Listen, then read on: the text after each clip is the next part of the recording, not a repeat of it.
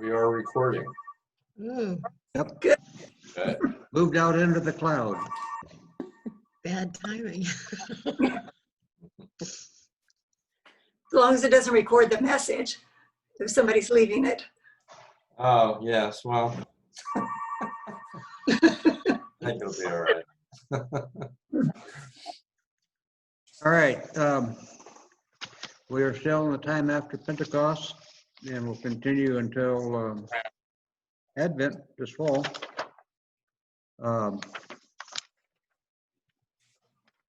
The proper for today is Zechariah as follows. You are great, O God, and greatly to be praised. You have made for us yourself, and our hearts are restless until they rest in you. Grant that we believe in you, call upon you, know you, and serve you. Through your Son, Jesus Christ, our Savior and Lord. Amen. Amen. The first reading, or the reading from the Old Testament, is a reading from Zechariah, who is somebody that we don't hear from often. A little prerequisite here. He was prophet to the people of Judah during the capture of Babylonia, and the prophet in the early years that Darius and the Persians took over from the Babylonians. His book is relatively short. I think around 12 or 14 chapters, and it's done in two parts. And we are going to read from the second part. And there was about a 40-year period between Zechariah's first writings and his second writings. As a matter of fact, there are some indication that it may not have been Zechariah that wrote this piece that we're looking at this morning. But with that in mind, Paul? Yes.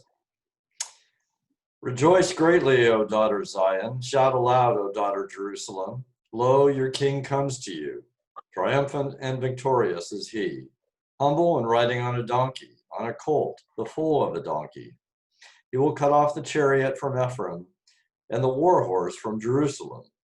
And the battle bow shall be cut off, and he shall command peace to the nations.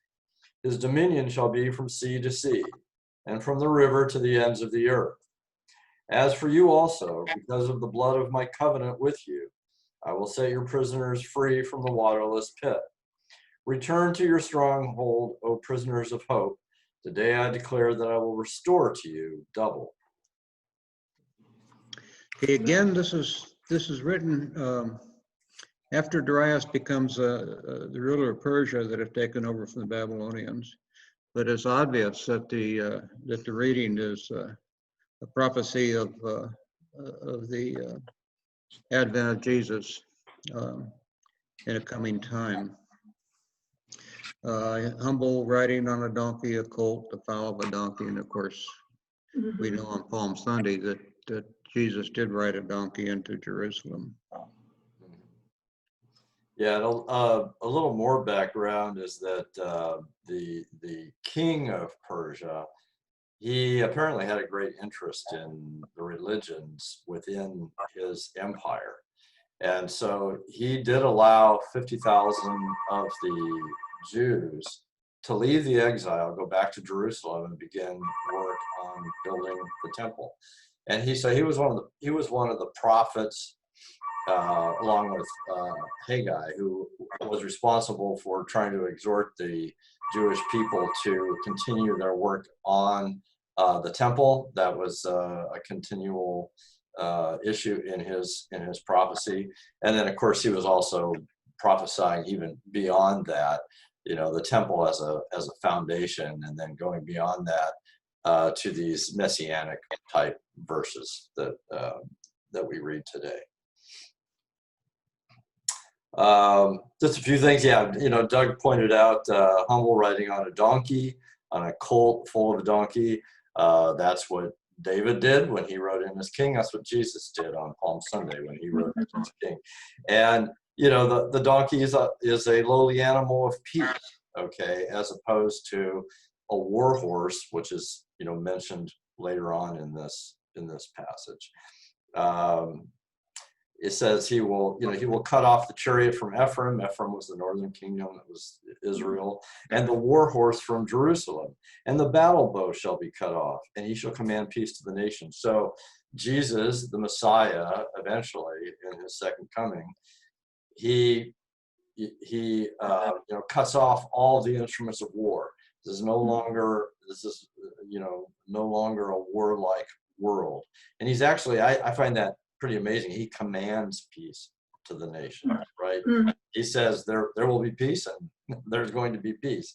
And this is when he says he shall command peace to the nations, this is a follow through to the covenant to Abraham that all nations shall be blessed through you, which is a covenant that God made to Abraham back in Genesis, that all nations would be blessed. And here Zechariah is talking about that.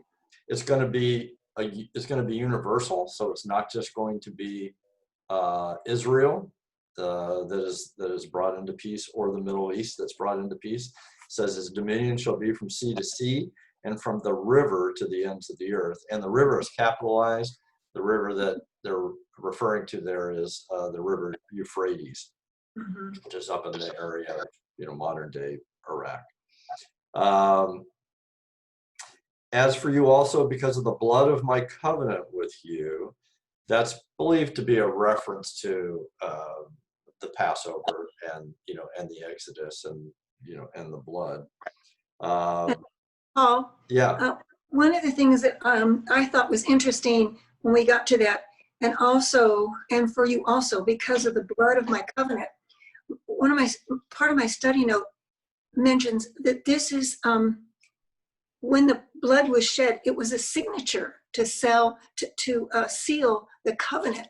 That we talk about Jesus shedding his blood for us, but in a way, I thought when I read that study note and read this over, I thought, boy, that also takes on another layer with communion, with the body and the blood, because this, they didn't sign a contract like we do now. This was the signature. And when Jesus shed his blood for us, I guess even though you heard some of these things that I've said many times, but I never thought of it as a signature, that this was his sealing of the covenant. It's a way of sealing the covenant, right? Yes. So, sometimes we refer to that in offhand ways. We just, sign the contract in blood, those kinds of things, or we're blood brothers. You seal it in blood, right? So, and I think that's kind of a common reference, comes all the way from the ancient world, right? But but as a signature, I guess was for me just, like I said, made another layer of understanding, and as I said, a little deeper significance to communion again. Yeah, this is my blood.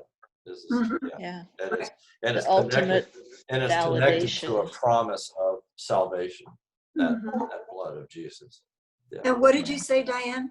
You said what? The ultimate validation. Yes. The validation of what God's done for us, and like the stamp that they put on envelopes in the Victorian times.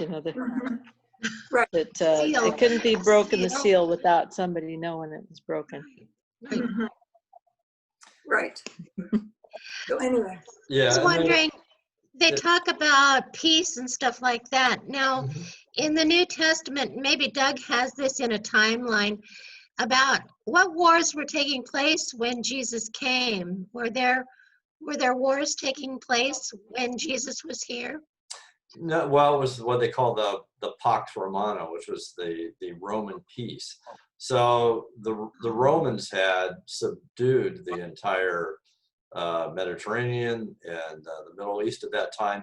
There were from time to time insurrections and things that the Romans had to put down. That was going on, but there was no major nation-to-nation conflict during that period because the Romans simply wouldn't permit it, and they were too strong for any other nation to rise up at that time. So so it was actually a perfect time to begin spreading the gospel. You need to know that that was a temporary situation. Very temporary situation, and well, and and I go back to our passage last week from Jeremiah, where you have the dueling prophets, and he was saying, in times past, the prophets have always prophesied, war, famine, and pestilence, and that's more the norm, all right, than peace. From time to time, they would have peace, of course, but it didn't endure for very long. And the Pax Romana, I mean, it endured for longer than any other time in the ancient world, but still, it didn't last. And here, 2,000 years later, there's still not much in the way of what you might call a peaceful Middle East. Yeah, How many years? And that's why Jeremiah was calling Hananiah a false prophet. He said, "Well, there are always these prophets who are out prophesying peace." He says, "Don't believe it." How many years did the eventually Roman? will be peace, all right, but it's likely not to come for a very long time. How many years did it last, that Pax Romana? Well, it was about 500 years, wasn't it? From from the time of the Roman that's Republic. Yeah, well, when you got into the latter part of the Roman Empire, there were constant incursions by the Gauls and the Visigoths and other barbarian nations. So there was a lot of conflict towards the end of the Roman Empire, but there was probably about 400 years or so there where it was, relatively peaceful. I don't want to say they were a complete peace, but compared to the way things used to work, yes. As with other top or apex predators, the Romans' biggest enemy was Rome itself. Yeah. They were involved in civil wars after civil wars after civil war. Actually, when Constantine, who declared Christianity to be a state religion, basically he won a civil war, and he won a civil war because he thought that Jesus was on his side. So, and after that there were wars.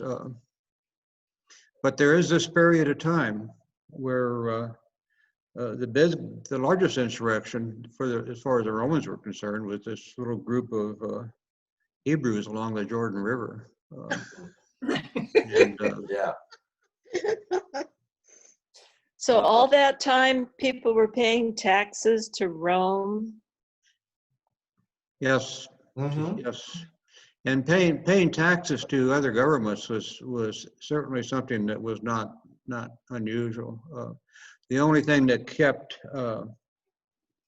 Judah from becoming a vassal of the Assyrians they were paying huge tributes to the Syrian Empire to keep them off their boundaries. Mm-hmm. So that was, we either defeated you or we taxed you to death, and there was a lot of that went on. Yeah. In that period of time. Yeah. So Rome didn't conquer Syria? Or did Rome conquer Syria? And what about Babylon? Yeah, they held Syria. Okay, here's how that timeline works. For intents and purposes, as far as biblical history is concerned, the Assyrians were the first of the nations, if you will, and a nation, as we understand nations, were nothing like the nations 2,000 or 3,000 years ago, and they moved basically out of. If you look at a map of Iraq, modern day map, you will find the city of Mosul up in the kind of the northern area. Well, Nineveh the capital of Assyria, was right there by Mosul. And then they moved through, and they were ruthless. They conquered by the sword, and they displaced people. About that time, they kept getting attacked from the north by the Medes. So Assyria did not carry out the conquest of all the Middle East without having to pay a huge price by trying to push the Medes out of the way. And when Assyria fell, the Babylonians basically took over. You have Assyria, Babylon. Babylonians ruled for neighborhood of about 150 years, not that really long a period of time. And they were conquered by a combination of the Medes and the Persians. And when the Persians took over, and for years, the Persians had the largest empire in the world at one point. It ran clear from the Nile River to the Indus River in India. And they were very more benevolent than any of the conquerors before them, and they were responsible for reestablishing Judah and for reestablishing Jerusalem and the temple. The Persians were knocked over by Alexander the Great in about 300 BC, and he conquered the known world. Well, basically what he did was conquer Persia, and died quite young, died at the age of 32. And his empire, because he had no heir, his empire was divided among three of his generals, two of which fought over the Jordan Valley continuously. One ruled Syria, the other one ruled Egypt. The Queen of Egypt that Mark Antony and Julius Caesar fought over was not Egyptian. She was probably Greek, and that takes us into a period where Judah, or Israel, if you will, had a period of relatively not safe, not sound, but semi-independence, and you'll find that story in the books of wisdom, the books of Maccabees. And Rome took over that area in about 150, 160 BC. And they basically just took over what Greece had, other than the eastern area. So it's just a matter of stepping stones, if you will. That's a short course in a 2,000-year history of the Middle East. Thank you. That's exactly what I wanted. Yeah. Let me tell you, I left out a lot. Yeah. I know. I was impressed, Doug. I was. Yeah, no, that was excellent. And of course, it was recall. That was good. yeah. Very good. And this passage, is in direct contrast to, the kind of warlike power that was evidenced by the Persians and the Greeks. Zechariah is talking about, a completely peaceful kingdom and a completely peaceful world. In 11, he says, we talked about the blood covenant. I will set your prisoners free from the waterless pit.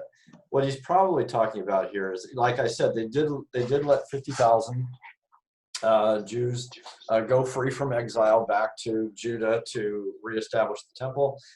Within 2 years, they had rebuilt the foundation, but there were still a lot of exiles left. And this is thought to be a reference possibly to the prisoners, the exiles who are still there in Persia and have not been freed.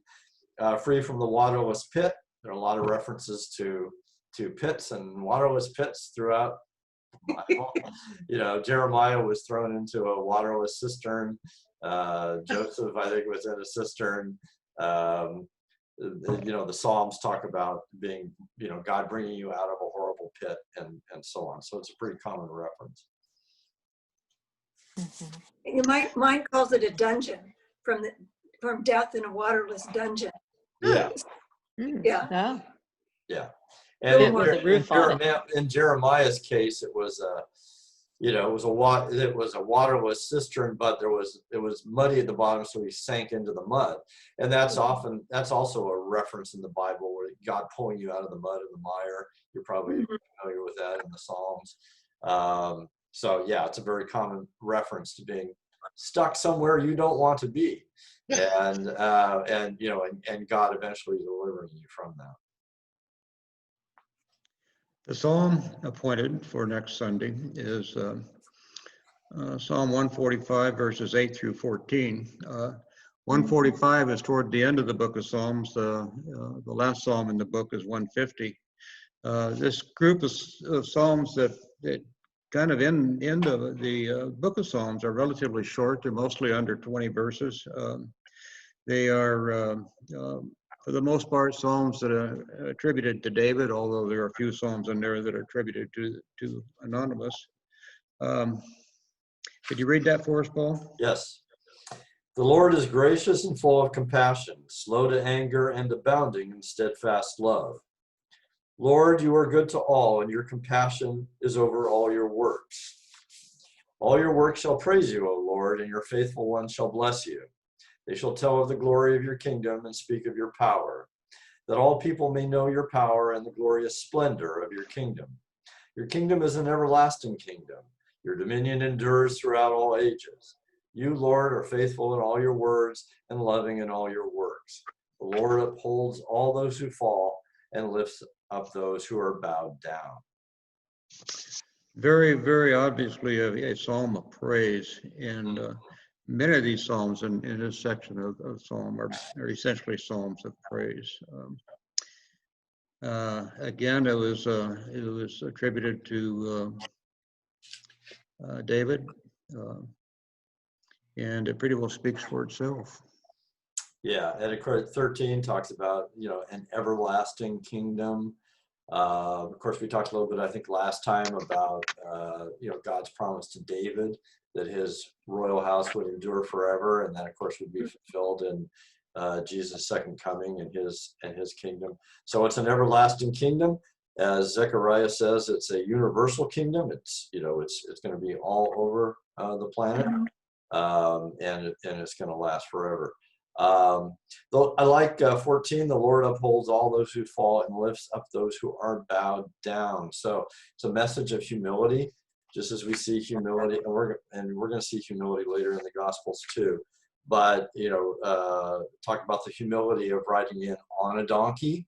Very important, being humble and bowed down before the Lord, and of course God, lifts up those who are bowed down, those who approach him with humility.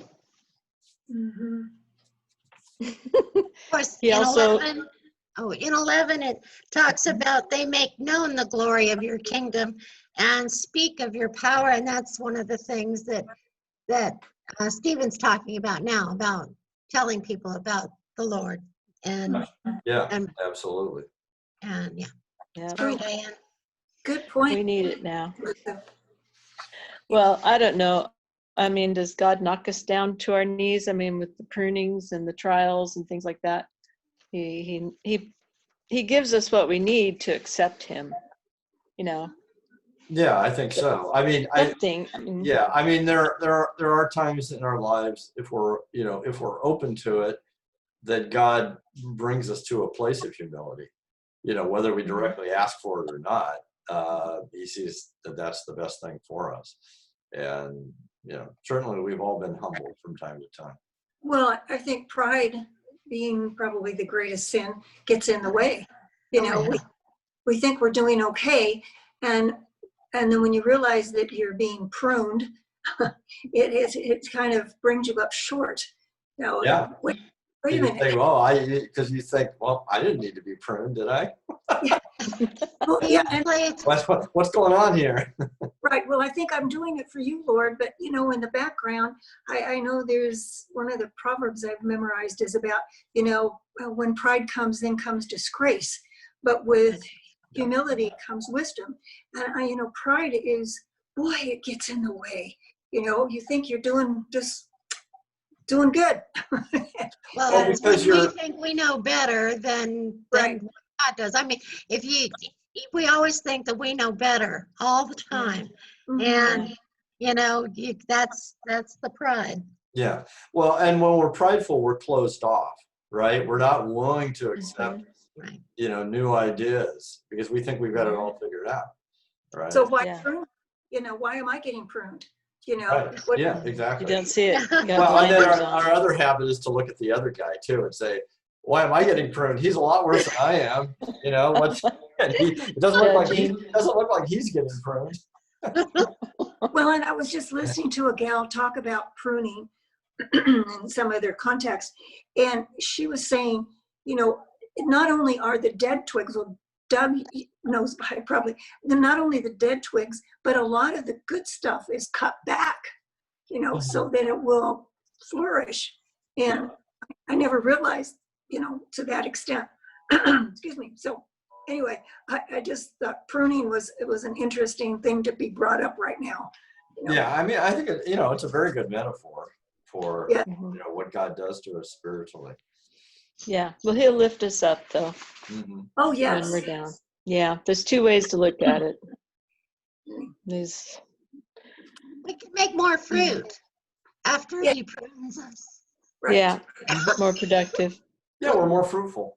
Yeah. Yeah. Yeah. Yeah. Because we're getting the energy from the root, Mhm. the foundation, the root, Yep. where we really came from. Where Yeah. we don't think No. we think we did it all ourselves, and no. No. Oh no. darn. I- I thought. Yeah. Yes. So yeah, it's a big human failing. Okay. As this has happened since we began this season of Pentecost, our second reading is coming from Paul's letter to the Romans. We will stay with Paul's letter to the Romans through July, through August, and through most of September, and then I think we default to his letter to the Philippians, if I'm not mistaken. Couple reasons for this. And the other thing that's interesting is this only happens in liturgical year A. It doesn't happen in B or C. It just happens in A.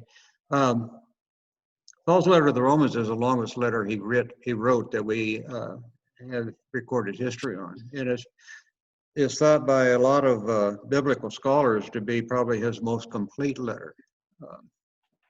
Yeah, it And- is most theological. Yeah. Yes.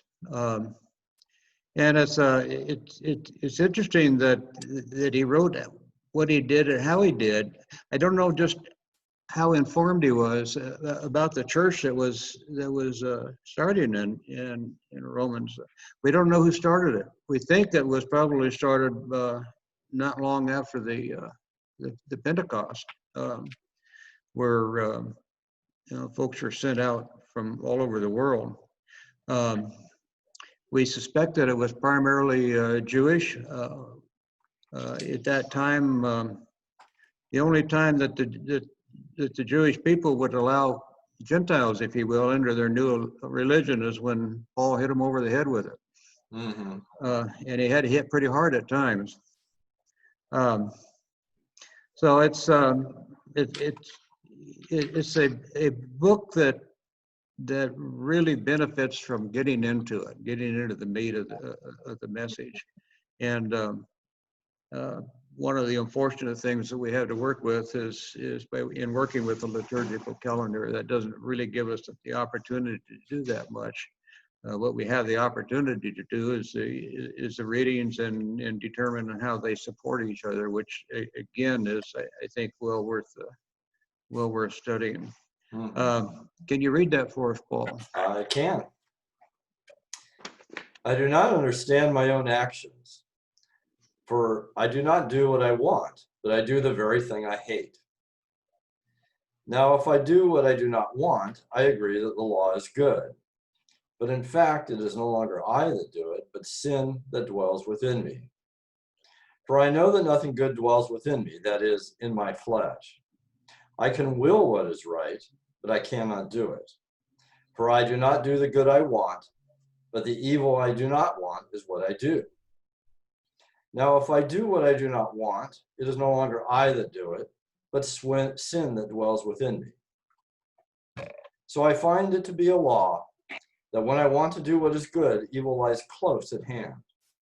For I delight in the law of God in my inmost self, but I see in my members another law at war with the law of my mind, making me captive to the law of sin that dwells in my members. Wretched man that I am, who will rescue me from this body of death? Thanks be to God through Jesus Christ, our Lord. Who of us in this group can sympathize with Paul or not sympathize with Paul? Well, He could have easily said you rather than I. And it's Yes. interesting that he took that upon his shoulders. Mhm. He wasn't preaching to the Romans in this point. What he was doing is confessing to the Romans at this point. Yeah, Mhm. which I think rather is very than necessary. being the honored teacher, his admission of all this Mhm. makes him so much more human. It makes you want to believe him a lot more because, he's not just preaching to you. It's like he's the example for you to learn from. Mhm. Mhm. Yeah, and I Yes. think, we've been talking about humility, and this, of course, is an act of humility. I mean, Yes. he's expressing his own flaws, which makes him much more relatable, which makes people much, more willing to listen to him, right? Mhm. We all know circumstances where somebody has just pontificated at us about what we should do, Yeah. and without any indication that they're struggling with it themselves, and it's hard to listen to. But this makes it a lot easier. But Paul, Yeah, when you were reading it, I really appreciated the fact that you were reading it with enough pauses too. Yeah. You weren't just going right, I do not understand my own actions, for I do not do what I want. You stopped and you paused and listening to it, even though I'm reading along with you, it really sunk in again. yeah, It gave time. So yeah. thank you. Well, yeah, you're welcome. But part of the reason why I did it that way is that Paul is hard to read, and I find if I try to read him too quickly, I end up stumbling over the words. So, Exactly. so part of it was Yeah, for my it own is. benefit. But in the meantime, the meaning again was sinking in, and as Yes. we said, really relate to that. Here's his testimony right here. Yeah. Mhm. And I want to kind of approach this in a way that you're probably not used to hearing it, but this is how I see it and how I think it is. Paul didn't have the benefit of modern science. They didn't know anything about the brain and how it's constructed in those days. So Paul's talking about, his will to do the right thing, to observe the law, but the conflict that he has, with his body telling him something else. We all have two brains. Every human has two brains, okay? We've got a prefrontal cortex, okay, which is largely responsible for kind of what we call high-level functions, right? Which is logic, judgment, decision-making, long-term planning, those kinds of things. That's been around for about 50,000 years in its present form. It was tacked on much later, right? We also have a hindbrain, right, which is about 2 million years old, and which, it's the amygdala, medulla oblongata, and so on, which is responsible for all of the more basic survival functions, right? It's also called the lizard's brain. It's often called the reptilian brain or the lizard brain, and that is what drive. And it's attached to the endocrine system, the hormonal system, right? So it has that advantage, right? It works with the hormones. The prefrontal cortex, our logical, more thinking side, doesn't have that advantage. So by comparison to the hindbrain, the prefrontal cortex is a very weak instrument. The prefrontal cortex is what Paul uses to read the law and understand it, okay? But it doesn't control him, right? What really controls him is the hindbrain, as most people. And I mean, everyone who's ever tried to stick to a diet knows the difference between good intentions and actual behavior, right? Right. You know, I mean, we all do. That's a good example. Okay, I'm gonna give you a few examples here, but that, you know, but that's kind of a one that everybody can easily understand, because we've all struggled with it. So you have the prefrontal cortex, which is telling you, no, you don't want to eat that donut, right? Because you're on a diet. You've decided you're not going to eat donuts, and you know, from what you know about donuts, that they're not good for you, right? Your hindbrain is screaming at you to eat that donut because you want to get all the fat and sugar you possibly can, because you never know where your next meal is coming from. We live in a very dangerous prehistoric time, and you got to get that fat on your body because, you know, who knows what's going to happen, right? And so you've got this essential conflict between these two parts of your brain. And I can go through this whole thing and I can read it. And every time you look at, he says, button 17, he says, in fact, it is no longer I that do it, okay? It's no longer his prefrontal cortex, but the sin that dwells within me, this hindbrain. I know that nothing good dwells within me, that is in my flesh. I can will what is right. Okay, the independent will, what we call willpower, that comes from the cerebral cortex, right? It's intentional, it's willful, this is what I want to do, this is what I plan to do. But then it runs smack against the hindbrain, which says, oh, no, that's definitely not what you want. And if you look at the various behaviors that are caused, influenced, and supported by the hindbrain, they're supported because they have some survival value, right? And I'll take something that, you know, say for instance, okay, gossip, right? Now we normally think of gossip as a bad thing, you know, particularly if it's malicious, and we kind of want to stay away from it, right? But gossip actually has survival value. And so we're rewarded when we gossip with a little hit of dopamine in our brain that says, oh yeah, this is a good thing, you should gossip. Okay, so why would gossip have survival value? Well, we evolved in small tribal communities, right, where it was important to know what was going on. And if you were on the gossip grapevine and sharing, you know, and other people knew they could share gossip with you, you were the one who was most likely to learn that the tribal chieftain was looking for a new wife, and you could get your daughter over there first so that, you know, she could marry him, and she and her children would have access to more resources and be better protected, and so would you, right? So, but it conflicts with our cerebral cortex that is telling us, you know, gossip is really not a good thing, right? But hindbrain is saying, oh yeah, this is all good. This is what you should do.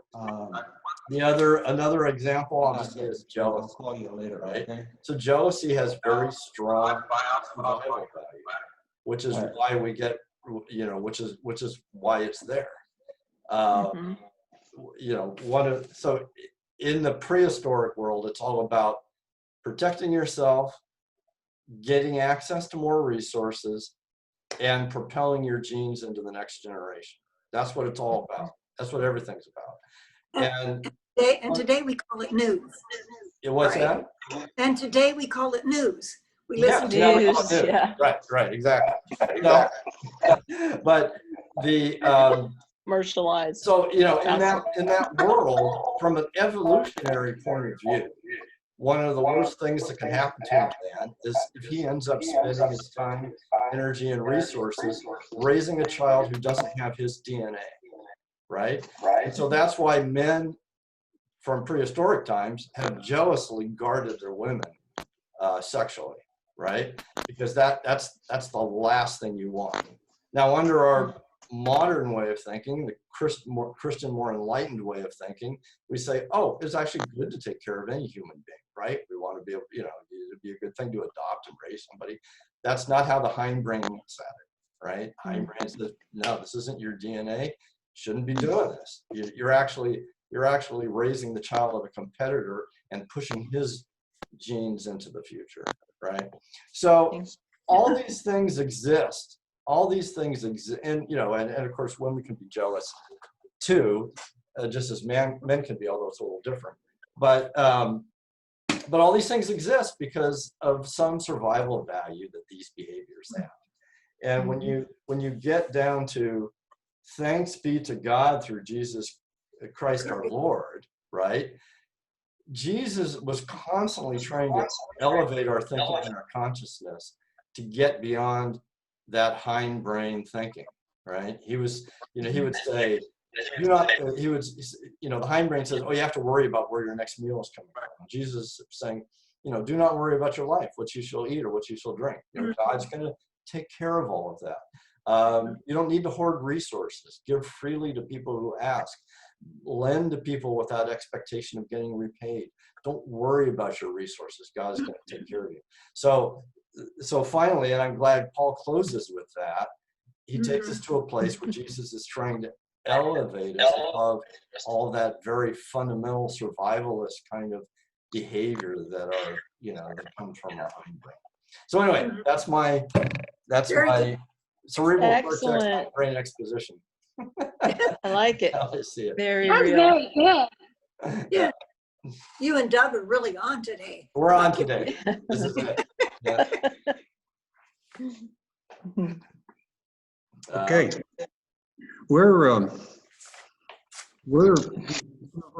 the timeline greatly. We're usually at the end of the before we get into the gospel, and we've still got 15 minutes. So something's gone wrong with our dialogue. I'm not sure what it is. I'm not sure what's happened. Yeah.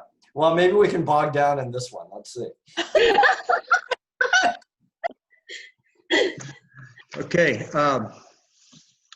We're basically in our study of the book of Matthew during this liturgical calendar time.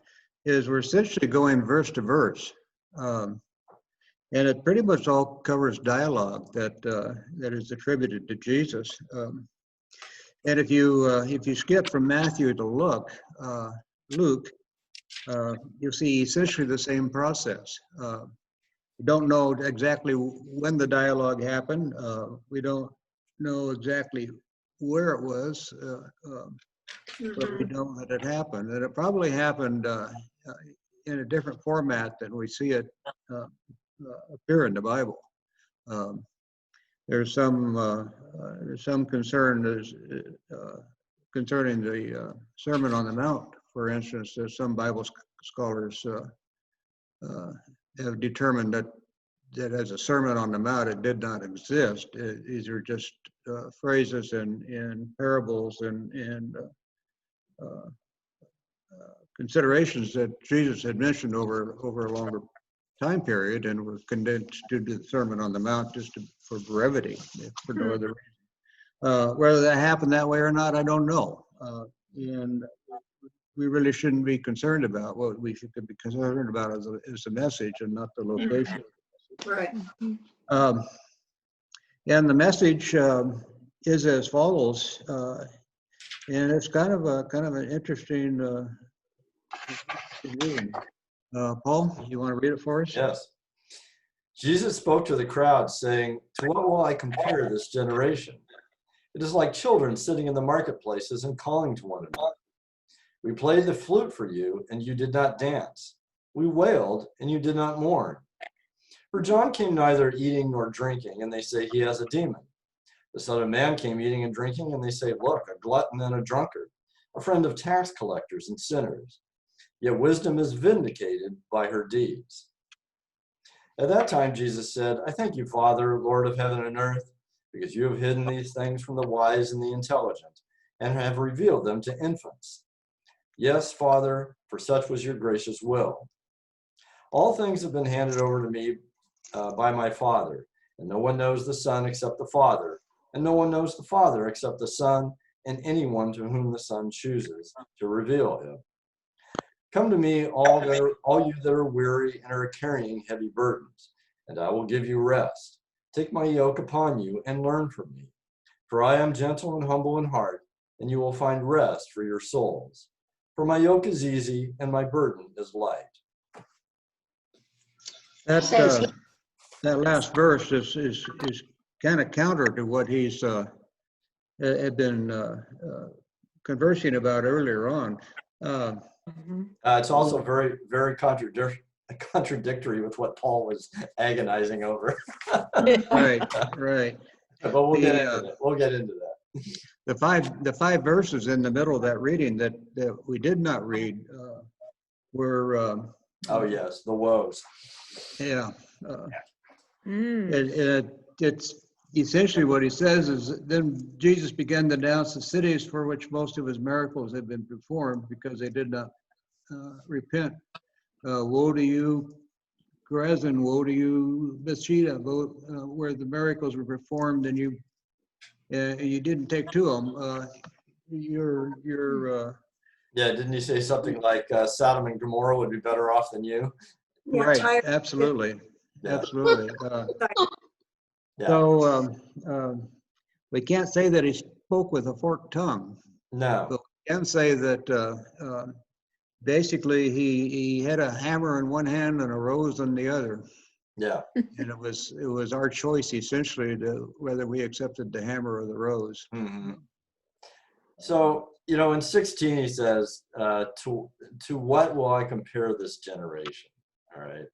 So obviously he's very critical of the people of this time. And then he says, it is like children sitting in the marketplaces and calling to one another. We played the flute for you and you did not dance. We wailed and you did not mourn. So essentially what he's saying is the people failed, not all the people, but by and large, most of the people failed to respond to either Jesus or to John, right? So in 17, we played the flute for you. So Jesus came to the people with a message of good news, of healing, of a very a positive, faithful future, right? And they did not dance. They didn't go along with his message. We wailed and you did not mourn. Well, John came with a very sober message of repentance, right? They didn't respond to that either. They didn't want to repent. So in other words, they're non-responsive to either way of approaching them, either Jesus's way or John's way. And That's then really kind good. of That is, I've never realized that. I took it literally. I've always taken it literally. You have children there, I like that. So that's what he's trying to say. Of course, and then he elucidates it in 18, where he talks about how John came neither eating nor drinking, and then the Son of Man came eating and drinking. And he says, look, you're a glutton, you're a drunkard, you're with tax collectors and sinners. And of course, there's another passage where Jesus is pressed on that point by the Pharisees. And you probably all remember it, where they say, well, why are you eating with tax collectors and sinners? And he says, it's not the healthy who need a doctor, but the sick. I have not come to call the righteous, but sinners. And so that's where Jesus needs to be. And then he says, yet wisdom is vindicated by her deeds. So Jesus' deeds, his miracles, his teaching, his healing, and so on, that all vindicates what he and John have been saying to the people all along. And even if they don't immediately accept his message, at least look at the miracles and see what he's doing, right? And that's what he would say. If you don't believe me, look at what I've done. Yes, and he does say that in other places, right? Believe And on we the should miracles. we're supposed to kind of look at that in all people and in ourselves too, because it's the works. It's not works earn you to heaven. It's like your faith in God causes you to do these works that aren't really from your own will, but it's like God's will is being done through you. So then you can't be all egotistical. Oh yeah, I'm saving this person from sin, or I'm feeding the multitudes, or the kinds of things people would tend to think about themselves as the saviors or whatever. So I Yeah. see There's a it that way pride too. again. Mhm. The pride thing again, yeah. Yeah, and then, in 25, of course, we get into that issue of pride and humility. He says, I thank you, Father, Lord of heaven, because you have hidden these things from the wise and the intelligent and have revealed them to infants. So the wise and the intelligent, say, for instance, the Pharisees, okay, they're intelligent, very well educated people, okay, but they're not approaching Jesus with humility and sincerity. They come to ask him questions, but they only question him in order to trap him. They're not really sincere about finding out what his message is. Okay, some of them were. Nicodemus was, and so Nicodemus comes to Jesus with complete sincerity, and Jesus is very patient with him, and and spends quite a bit of time explaining things to him. But by and large, the Pharisees were coming to him and questioning him only as a trap, and not with any humility or sincerity. The Pharisees have no humility because they think they have it all figured out already, and they don't need to change. And infants don't have it all figured out. No, We're they're just- reliant. Yeah, Mhm. they're reliant on their parents. Mhm. Like we're reliant on God. Yes. And then I like that last part where he says, the revelation of the Father. He says, the Son and anyone to whom the Son chooses to reveal him. Well, he's only going to reveal God the Father to those who are humble of heart, right? He's not going to. It's a stumbling block to the arrogant. They're not able to accept the message. And we saw that too. Paul talks about that a lot. Is that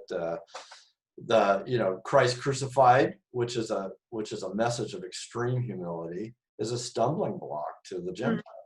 They can't accept it, right? They just they're all about power. You respect somebody who has power, you don't respect somebody who has humility like Jesus.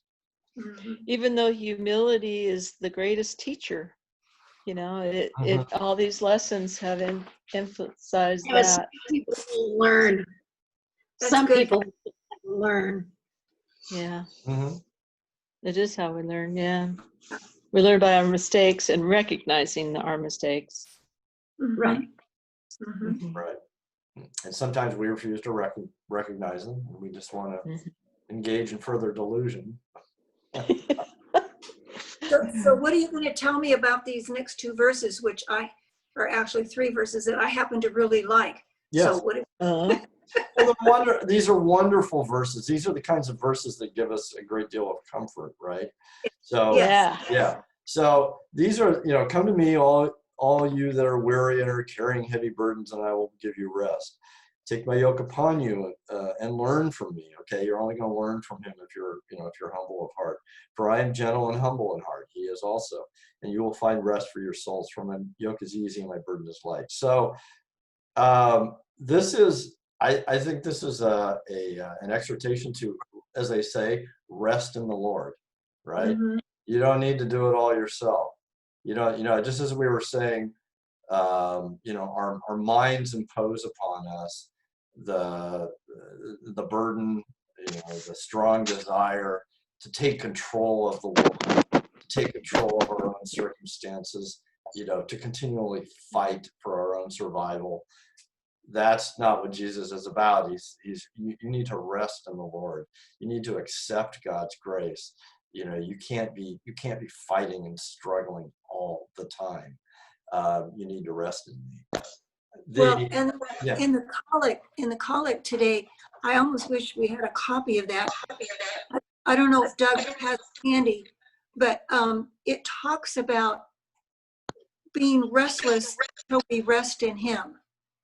There were the phrase was something like, I think there was a rest, some phrase relating to resting in the Lord, was there not? right, rest, right. And I know in the 23rd Psalm, at least in the translation I've learned, it talks about not only resting, but God restoring our soul. So there's that whole thing of care for our souls. If we just rest in him, he cares for us. Yeah. God's the healer. Yes, it's very, that's one reason I like these verses and have have gone back to them a lot of times. So I'm glad you didn't kind of burst my bubble about them. No, they're beautiful verses. They are. It's interesting because this is one facet of the Christian experience, right? Mhm. But if you read verse 30, for my yoke is easy and my burden is light. Now, we don't always feel that, do we? I mean, a lot of times, I mean, look at what That yoke is not always easy, and that burden is not always light. well, yeah, and that's why we talk about the pruning, right? It's not a comfortable process to be pruned, right? But this is, to the extent we're willing to rest, accept God's grace, and allow ourselves to be pruned, or we're all, it's all to the good. But if you look at the struggle that Paul is going through, where he says, "Wretched man that I am," Mhm. he's dealing with the conflict within himself and his inability to avoid sin. That part that is not easy, but it's also a reason to rest in the Lord, right? Because you can't do it by yourself. You just can't, right? Yeah. You need to rely on Jesus, rest in the Lord, rely on the Holy Spirit. Well, isn't the long history of the Israelites, they would be good for a while and then then God comes and saves them again and, restores them, gives them the 10 Commandments. And, the next thing you know, they're back into fighting, or I don't know. It wasn't that just over and over and over, God kept trying to show them what his will was, and it wasn't all about I'm better than you because I'm following the commandments, or it had more to do with the humility and throughout their history. And I think what happens is people would go through hardships. God would finally deliver the people from those hardships. They'd be grateful for a time. They'd be very attentive to God's message for a time. And then they would start to relax and get complacent. They start to think that their success was due to themselves and not to what God had done for them. And the cycle would start all over again, right?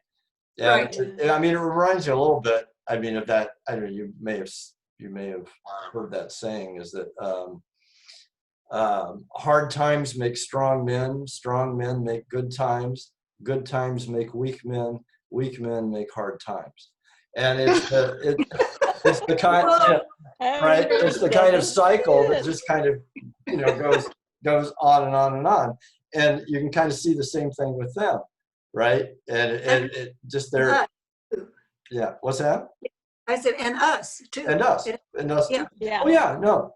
I mean, think about the complacency in the United States before COVID started. All right, and I'm not saying COVID is a good thing. We all wish it wasn't here, but we've been a very complacent nation. We're also very complacent in our religious attitudes because there's virtually no persecution, right? What did you say? Well, there's virtually no persecution for religious beliefs. I mean, religious belief is often strongest in countries where it's forbidden, right? And that's where people have the strongest faith. That's a good point. So And they appreciate it. Yeah, they appreciate it when they can't get it all the time. Yes. Yeah. Right. That's And you how saw it that in is. the early Christian church. It should serve as a warning to us. We say these things, but we really need to, I think, take a look at what's coming, even though we're weary, as this says, and from carrying heavy burdens, whatever they might be, having to stay shut in, having other people do shopping and not being able to go. We're weary of all those kinds of things. Yeah. And, I think that it needs to be time that we really learn, not just thinking about I'm not saying anything. I'm just saying it's good to think about other people in other countries, but I think we need a real heads up here. As believers, we need to stop being so complacent about our faith. And that's why I think what we're doing now, what Stephen's showing us, about sharing our faith, which I think, we're doing by staying online. We don't know how many people are out there. We know that there's more than just the group of us, that there are people listening in, and we're sharing our faith with them.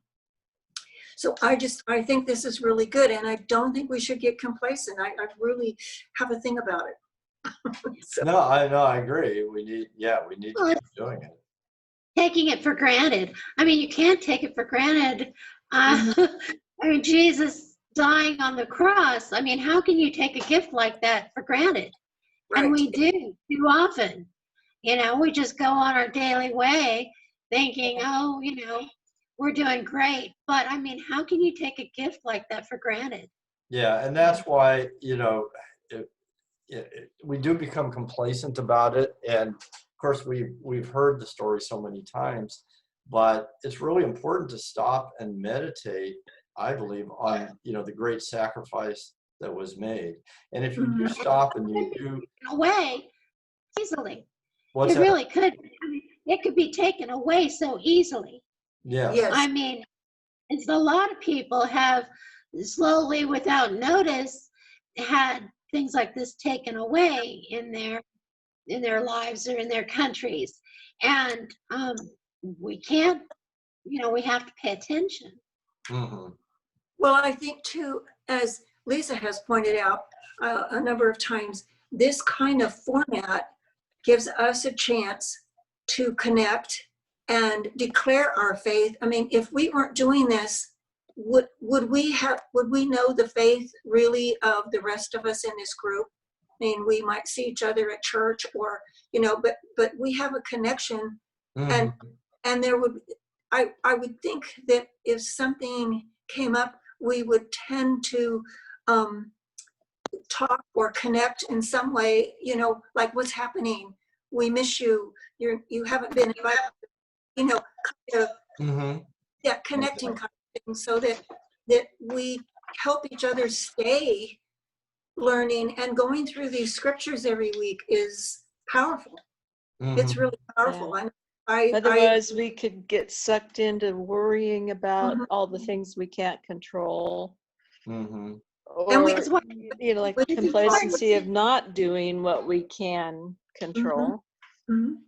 Right. It's important to give your testimony, so to speak, because what we were talking about there, Paul was telling, in that letter to the Romans, he was telling how wretched he was, and he was at it basically, like Paul said, he was confessing. And I know when I confess to someone else and I'm honest and stuff, then they are free to be honest with me. I think it's a mutual thing that when you let them know that you're vulnerable and that this is what I really feel, and they feel like maybe they can be vulnerable with you. And I think that's what we all need. Exactly. I agree. Like yeah, exactly. Yeah, we're not preaching we're just opening up to each other. We're all in the same boat. Well, it's called supporting each other. Yeah. Supporting each other we're supporting each other because God's holding the boat up, not letting us sink. And it's like our foundation, we're accepting the fact that we're here by grace. And we're even on the Zoom by grace. I mean, the way everything is evolving, the way it's coming down on us, it's all, we got to try to turn a lot of this negative stuff and make it do better. If it's the kind of better that Jesus is saying in the Bible and stuff. And there are obviously silver linings to even tragic circumstances. I mean, if it wasn't for this COVID situation, we wouldn't be doing this Zoom, and we wouldn't be reaching out to many more people than those within our own Bible study circle. Right. We'd be sitting at the table there by Doug, eating donuts. Yeah. Right. Oh yeah, I remember those donuts. Yeah, my hindbrain really likes those. Pour me another cup of coffee. Yeah, right. Okay, we're 9 minutes overtime, which is just Okay. kind of a record. Okay. I want to take it up 30 seconds and kind of tie what happened with the Assyrians into modern times, if you'll bear with me for a moment. Yes. Yeah. Yes. Do you remember where you first saw Nineveh mentioned in the Bible? Jonah. Right, Jonah. right. Yep. And he did not want to go there. Nope. And we can see now why. Mm. Woo. He did make it, and according to the Bible, he converted a lot of people from Nineveh. It was a huge city. It's in ruins now. Just a hill, and it is in northern Iraq. It is close to the city of Mosul, which is the capital of that province, and that province is referred to as the Assyrian province even today. Oh, really? There's an ethnic group of people who actually trace their lineage back to the ancient Assyrians, and they're Christians. If you remember, when ISIS was moving into Mosul, there was a group of Christians that were being harshly Murdered. penalized by the ISIS group, and they were rescued by the Kurds. Mm-hmm. Brought them out of Mosul. Well, those were folks that took their ancestry clear back to the ancient Assyrians. I mean, they were Assyrians. The Christian group there referred to itself as the ancient Church of Assyria, and their legend is that they were converted to Christianity by Thomas as he moved through that area, headed to India, and they take that lineage forward.